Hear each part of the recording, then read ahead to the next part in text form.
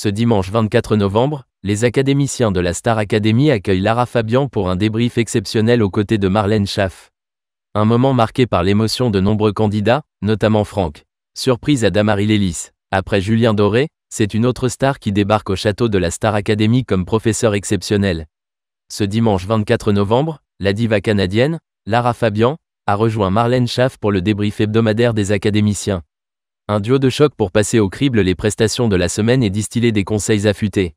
Mais tout ne s'est pas passé dans une ambiance feutrée. Une tension palpable a surgi entre Lara Fabian et Marine. Après la diffusion de son tableau avec Mathieu Gonnet et Camille Lou, la jeune Lilloise a confié avoir du mal à jongler entre prouesse vocale et émotion, de peur d'en faire trop.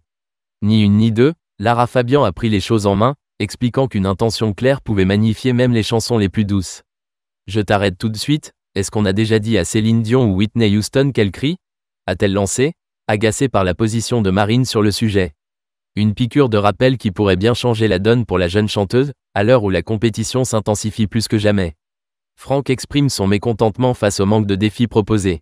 Lors du même débrief, Franck s'est effondré en revoyant sa prestation sur Je suis malade, face à Ebony et Charles pour la battle d'immunité. Malheureusement, le candidat a une nouvelle fois vu le Graal lui passer sous le nez. Pour cause selon lui, il était complètement absent lors du prime, rongé par des angoisses. Lara Fabian et Marlène Schaff ont alors cherché à comprendre l'origine de ce blocage. Après quelques hésitations, Franck a timidement confié « Je n'ai pas progressé depuis que je suis là, on ne me met pas à l'épreuve ». Il est vrai que depuis le début de l'aventure, Franck réalise un parcours exemplaire, se classant presque toujours dans le top 3.